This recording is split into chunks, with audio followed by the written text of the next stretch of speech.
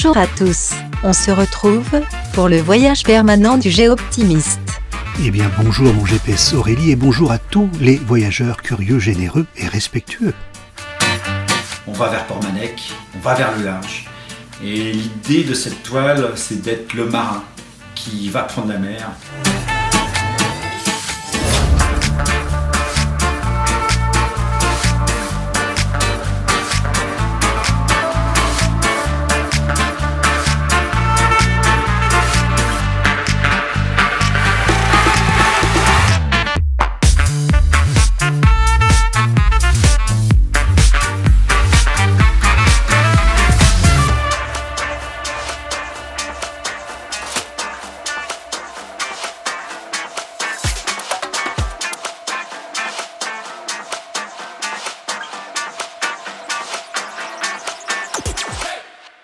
Retrouvez toutes les bonnes adresses du Géoptimiste sur www.campingcar.tv.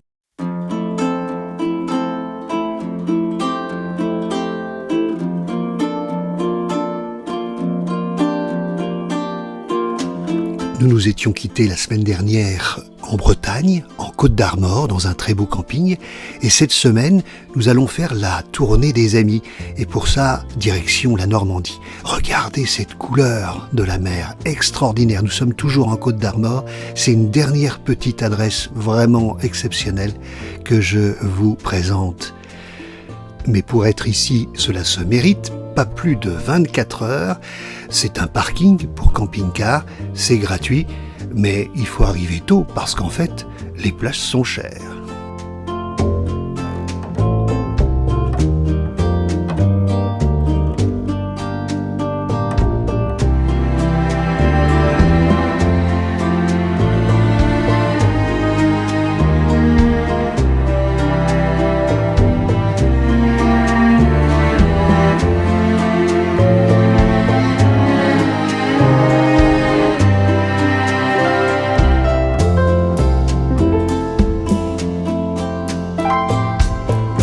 Inutile de vous présenter ce lieu, nous y étions l'année dernière, je vais y retrouver un habit. Mais avant, je voulais vous parler d'une nouveauté. Vous étiez nombreux à la demander, ça a pris un peu de temps pour le réaliser. Toutes les émissions sont sur une carte, vous la trouvez sur le site Camping Car TV et tout en haut de la page Facebook. Sur la page Facebook, le bouton « Regarder la vidéo » donne accès à toutes les émissions du jeudi soir.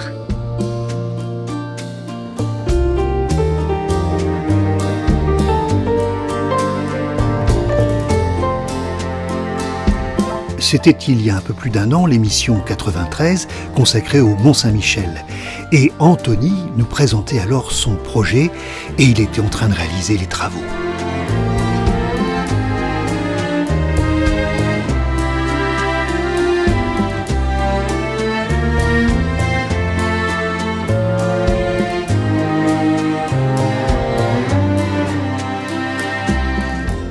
Et voilà pourquoi je suis là. Heureux de pouvoir t'accueillir de nouveau au sein de ce bâtiment que tu as vu en construction et que j'ai plaisir à te faire découvrir aujourd'hui, ainsi que bien sûr à tes followers et aux Géoptimistes. Le caramel, généralement, moi j'étais pas forcément gamin un grand fan parce qu'il y avait ce côté brûlé et j'ai développé une recette il y a quelques années où on évite ce côté brûlé et on a un caramel tout doux et on retrouve toutes les saveurs qu'on aime, quoi. Et donc on a développé ce caramel-là. Derrière, on l'a décliné avec les produits régionaux, donc calva, des graines de sarrasin, enfin plein de choses. Et pour faire plaisir à tout le monde, on a également noisettes, chocolat, enfin plein de déclinaisons hyper gourmandes. On est une belle vitrine du savoir-faire des producteurs régionaux, du terroir de la baie du Mont-Saint-Michel. En biscuiterie, vous avez la maison Pelletier à 2 km d'ici, à Pontorson, en fabrication artisanale, donc avec de la farine de Normandie, du beurre de Normandie, enfin que des ingrédients sélectionnés et c'est excellent. Donc on veut les faire partager, on n'a pas envie de vendre des produits avec estampillés Mont-Saint-Michel qui viennent, je sais pas moi, d'industrie que vous retrouvez en grande surface, c'est pas intéressant. Donc on veut vraiment mettre à l'honneur les artisans de la baie du Mont-Saint-Michel. Cidre, pommeau, alors la ferme de l'Hermitière qui est un passionné de son métier et qui aime le faire découvrir également. Après, il y a des choses plus originales ou plus confidentielles. Je pense par exemple aux confiseries d'Alette, toujours en baie du Mont-Saint-Michel, mais côté breton, qui fabriquent des pâtes de fruits totalement artisanales, familiales, et avec des recettes qui sortent un peu de l'ordinaire pour montrer qu'il y a aussi de la créativité en baie du Mont-Saint-Michel, quoi.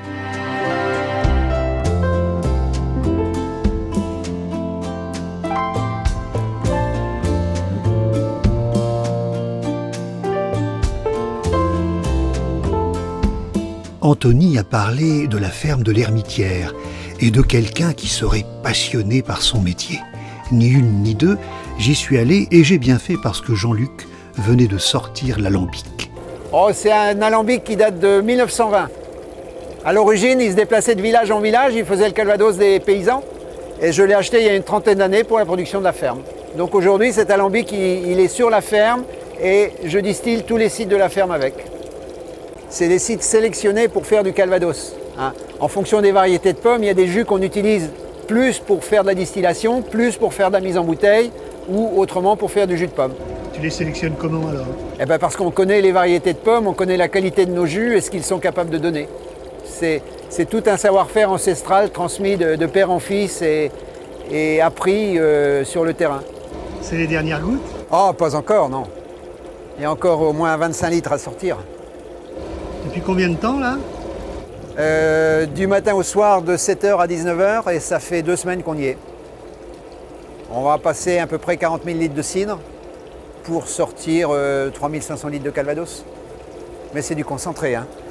C'est clair comme de l'eau là, mais ça fait 70 degrés. Donc attention. Donc le fût de chêne, du vieillissement, de l'évaporation, et là on prend la qualité de l'alcool. Passionné, Jean-Luc a rassemblé les objets qu'il expose dans son musée du cidre. Ça, c'est une auge en granit qui date du XVIe siècle. C'est les premiers outils qui ont servi à écraser les pommes. En fait, une auge en granit taillée par l'homme au burin et une roue en bois qui tournait pour écraser les fruits. Et ce fruit écrasé ensuite était pressé pour en sortir plus de jus. Essayer de trouver le moyen de montrer toute l'évolution des techniques qui ont permis de faire du cidre.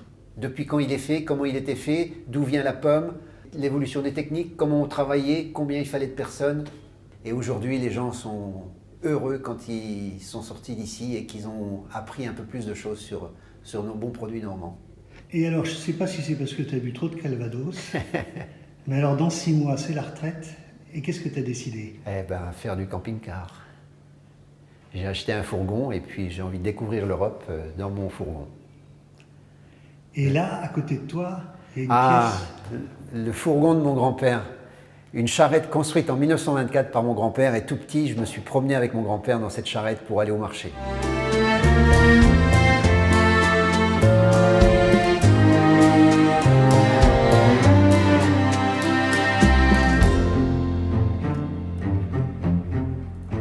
Bonjour le géoptimiste.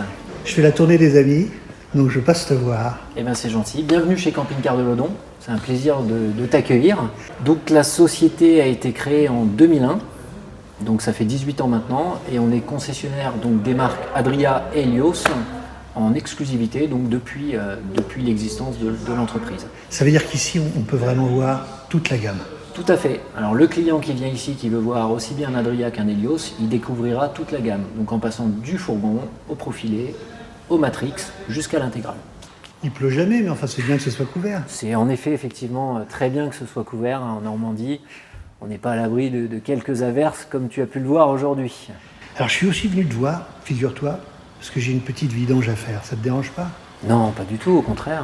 Avec grand plaisir.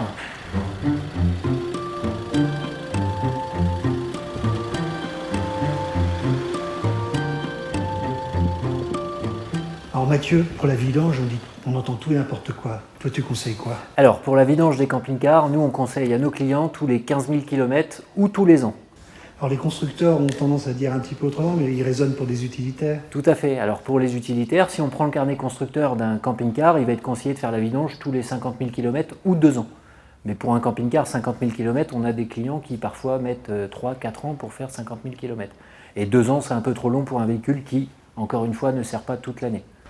Et alors quand on regarde derrière toi, Oui. il y a des forfaits, c'est-à-dire que les tarifs sont préétablis. Tout à fait. Chez nous, les tarifs sont clairs. Il n'y a pas de tarif à la tête du client. Le client, il vient, il a son tarif. Par exemple, pour une vidange et filtre à huile, on est à 149 €. Et si on fait une vidange avec tous les filtres, donc filtre à huile, à air et à gasoil, on est à 219 €.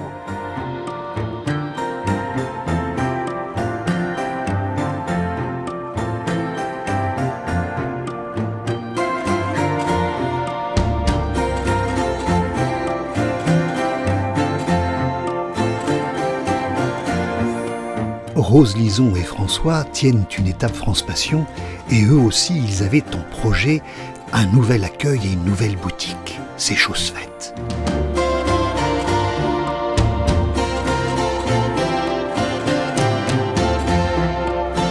Leur passion, les ratites. Voilà, de faire connaître ces animaux-là à tous les gens qui sont de passage chez nous. Là. Oui, oui. C'est obligé, ça. On est un site pédagogique avant tout. Un site de reproduction, site pédagogique pour faire connaître tous ces animaux-là, évidemment.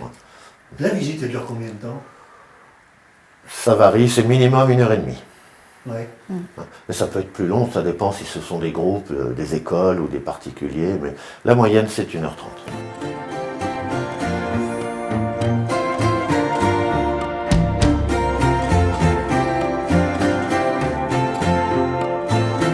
Et après la visite, vous trouverez bien un petit souvenir.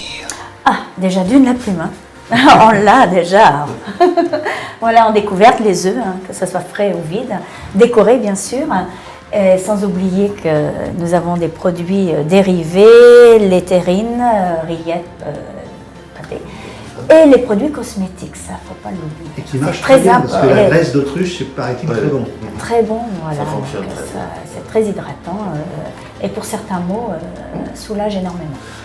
Et la viande d'autruche, elle vient de la semaine prochaine. La viande, effectivement, parce que bon, en ce moment c'est un peu compliqué de se procurer la viande d'autruche, mais nous avons réussi.